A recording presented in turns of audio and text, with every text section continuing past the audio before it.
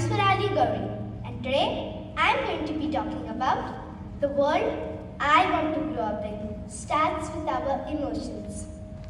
Have you ever felt like your emotions are tiny people running inside your head, shouting instructions? One says, I'm scared. One says, let's be brave. Another says, let's cry right now. And another says, no, let's smile. I know, it may sound funny or even confusing sometimes, but emotions are not wrong. They are our guides. We talk about marks, sports, games, and achievements, but we hardly talk about emotions. Yet, emotions decide everything. How we speak, how we treat others, and how we understand the world. Emotions are like colors of our mind. Without them, life would become black and white. Today, the world is filled with noise, news, arguments, and conflicts. Sometimes kids hear adults say, the world is dangerous, people are fighting, everything is changing. And sometimes kids get scared without even knowing why. But here's something adults often forget. Every emotion has a job. Fear protects us. Sadness teaches us. Joy connects us. Anger shows us what really matters. If we can understand our emotions, we can understand the world. I want to grow up in a world where it's okay to feel, where no one says, don't cry, or be strong all the time. We help someone who looks sad instead of asking, what's wrong with you? We choose kindness even when we are angry, because anger is a signal, not a weapon. The world I want to grow up in isn't made with perfect people. It's made with people who understand their emotions and others' emotions as well. What if as kids grew up knowing how to handle our emotions?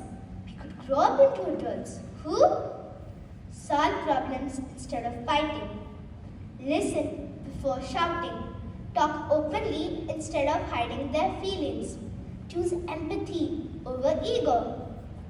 Imagine a world where every child says, I understand what I'm feeling and I understand what you are feeling as well. That world would have fewer conflicts and more conversations.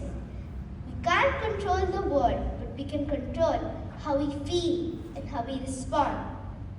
Here's what every kid can start today.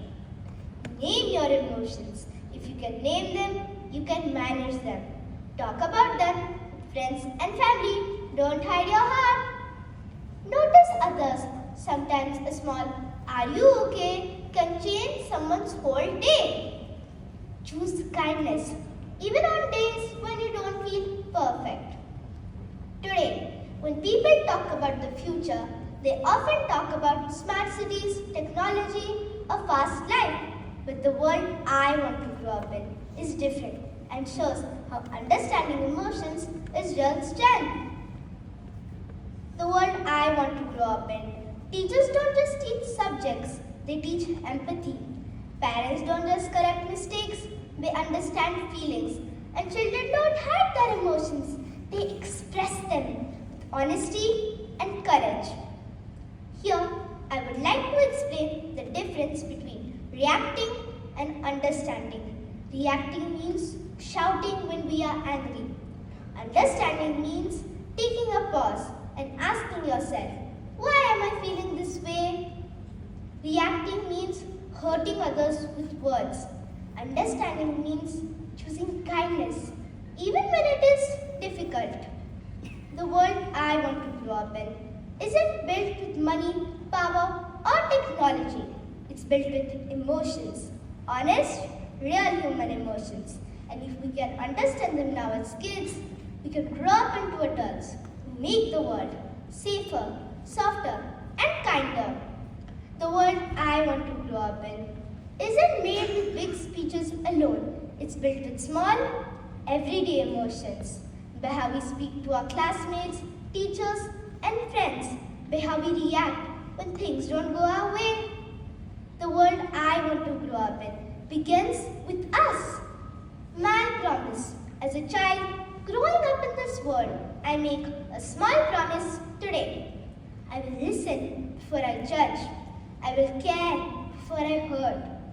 The world I want to grow up in isn't perfect, but it is more understanding and more caring. It is more kinder. The world I want to grow up in doesn't begin with emotions. It begins by how we treat others and understand each other's emotions as well. And that is the world I want to grow up in. Thank you.